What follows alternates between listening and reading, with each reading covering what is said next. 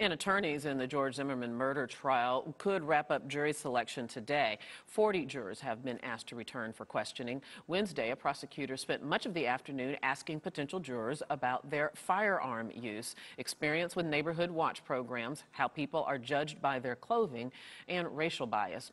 In our continuing coverage of the killing of Trayvon Martin, the trial of George Zimmerman, Arise News contributor Leila McDowell examines how the subject of race may affect the trial.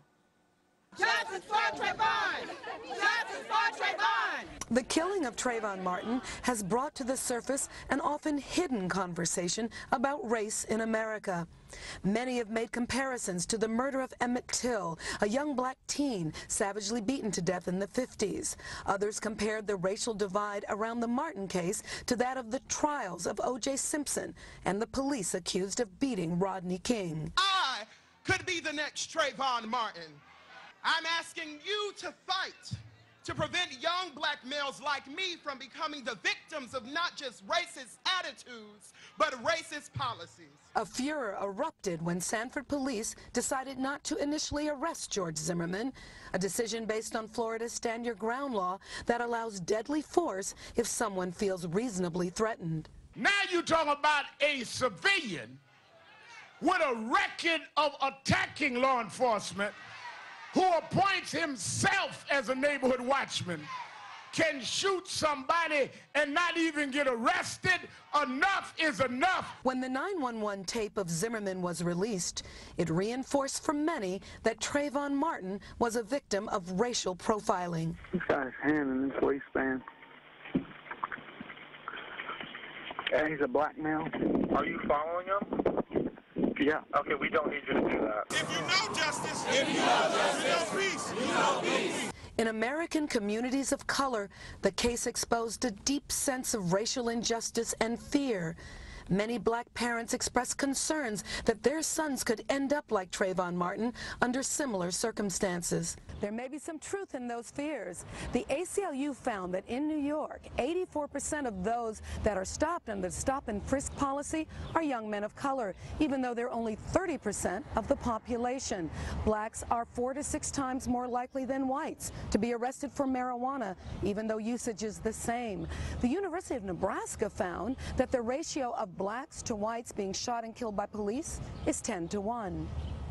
30 blacks have been killed this year. 30 at the hands of police security guards. 30. I don't know what happened because I wasn't there, but I don't think it was racially motivated.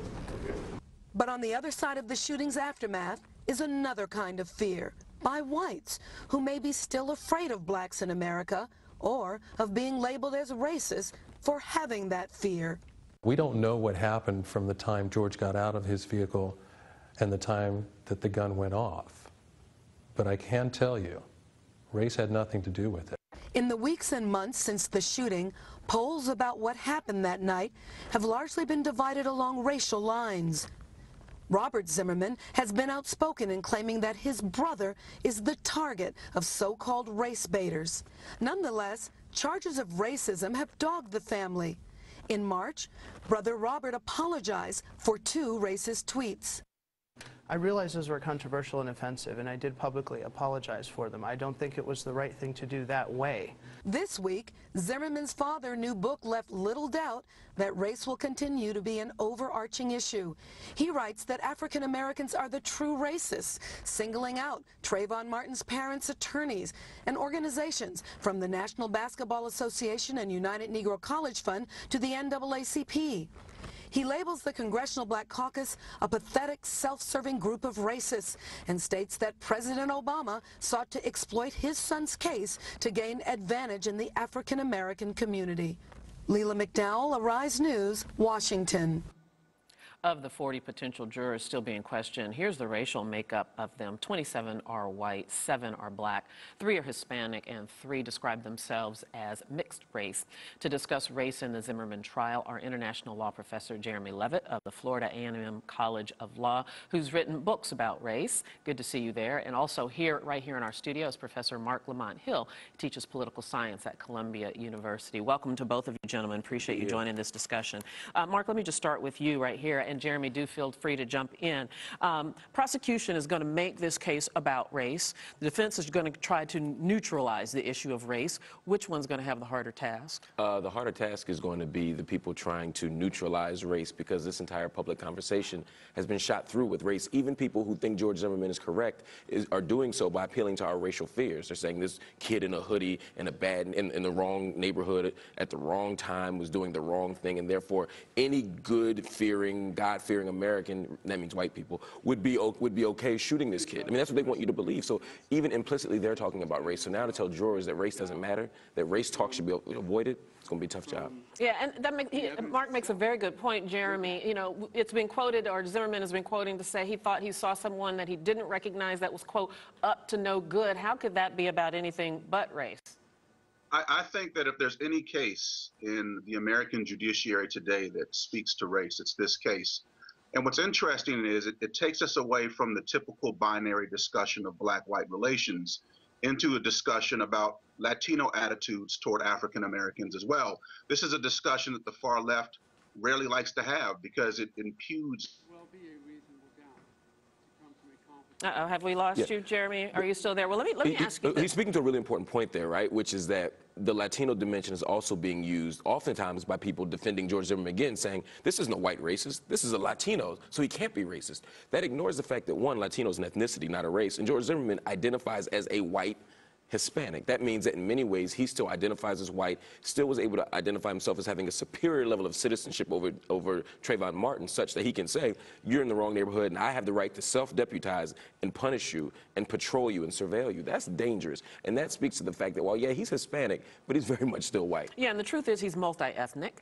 His father is white, his mother is Peruvian, as I remember. Yeah, absolutely. But he identifies himself as Hispanic. But what difference does it make how the jurors perceive them, whether they perceive him as Hispanic or as white? No, it's super important. If they perceive him as Hispanic, then they might be able to play into their own internalized logic, right? Because, you know, Jesse Jackson said a long time ago that sometimes he feels uneasy walking down a dark street and turning around and seeing a 15-year-old black man. So internally, we understand what that means. If you see a white person saying that, if they read George Zimmerman as a white person saying that, they read it as racist, and therefore they think that he may have overreacted. So it's really important for prosecution to convince them that George Zimmerman is Latino, but it's not going to happen. You know why? Because his brother is saying so many things that speak to white racism and not Hispanic anxiety. Not just his brother, but his father, who just published that ebook. I want to refer to a potential female juror earlier this week. In week one, potential female juror candidly answered one of the questions about race. I want to play a little bit of what she said, and then we'll move on. And then,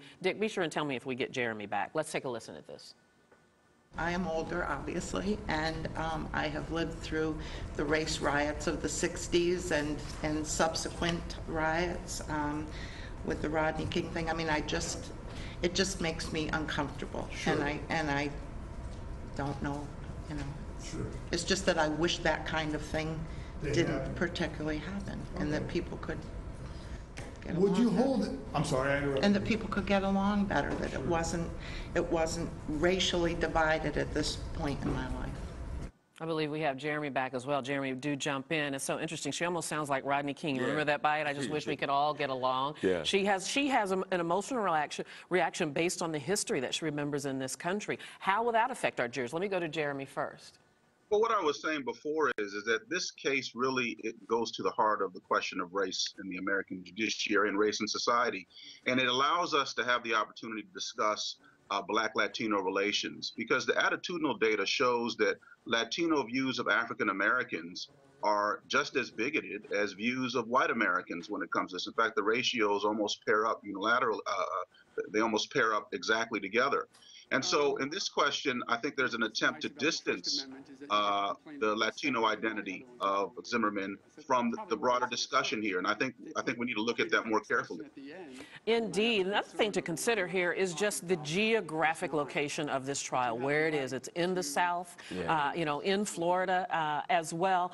And, you know, there are two narratives here. There is one that is, one was killed by virulent white racists, you know, that the killer was was the victim was white killed racist, by a virulent right racist. The other is that a part Hispanic neighborhood watchman insists that he was viciously attacked. Those are two very different narratives. I wonder which one will take traction given where this trial is and where the incident happened. Absolutely. Well, two things. One, I hope that once the evidence is laid out and you subject the story to some scrutiny, that latter story won't hold up because too many pieces contradict that, right? He wasn't just a neighborhood watchman. He was a self-appointed neighborhood watchman who was told not to pursue, who pursued anyway, who had a history of attacking law enforcement. There's so many things that actually challenge that dominant narrative. But if you take that aside and just look at location, they have a tough road because you're in the South, as you said. You're also in Florida, which has a high number of conservative Hispanics who, as the professor said, have a very particular view of black folk, which lines up with white folk. So when you have all those things stacked against you, the only thing you have on your side are the facts, and unfortunately the facts don't always win, particularly when black people are the victims. Yeah, and in this case, no one actually saw what happened. Go ahead, Jeremy. Yeah, what I was going to say, Sanford is 15 minutes from my house. I can get on the expressway, the 4, and I'm there in 15 minutes. And let me tell you, being from Los Angeles, living here in Florida, I can tell you that the issue of race is as significant here as it is in Mississippi and Alabama. And, you know, looking at the comments of Zimmerman's father, it's very clear that the coconut doesn't fall very far from the tree. In this case, it's a very interesting coconut because when the Latino community looks at Zimmerman, it's not clear that they embrace him, which means that when you cut a coconut open, you got white on the inside and you got brown on the outside. And the question is, which George Zimmerman are we looking at? How was he raised? What are the attitudes? If you look at the comments of his brother, it's very clear that race is a problem in that family. And here, I think he provoked a conflict that led to the killing of Trayvon Martin. And, you know, this is why the prosecutor has levied second-degree murder charges on him.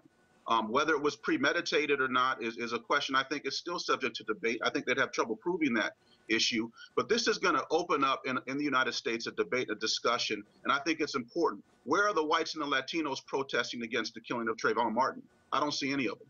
And you raise a very interesting subject here, Jeremy. Of course, you know, this is very, very provocative, and we will all wait to hear a verdict. And I wonder what the likelihood there is that we might see unrest and even riots like we've seen after other controversy, particularly racially charged trials. Yeah. Well, you know what? I don't think there will be the racial explosion of this case if the ruling doesn't go in the way that justice should dictate. But needless to say, this is going to create a backlash in multiple areas. And I don't think we've even seen the beginning of this. You know, there's a bigger issue here that Professor Hill can speak to, which is this discussion about Latinos playing a larger role in the American body politic in 2016. And I'm going to tell you what, I haven't seen Marco Rubio speak on this issue. I haven't seen any of the white Latinos take this issue on seriously. And if they don't, the kind of support that they think that they might have in the next election is going to be very suspect. Trust me on that. We're going to have to leave the discussion right there. Marc Lamont Hill, thank you so much for being here. Jeremy Levitt, thanks for hanging in there, even with the technical difficulties. We appreciate it. Talk to you again soon.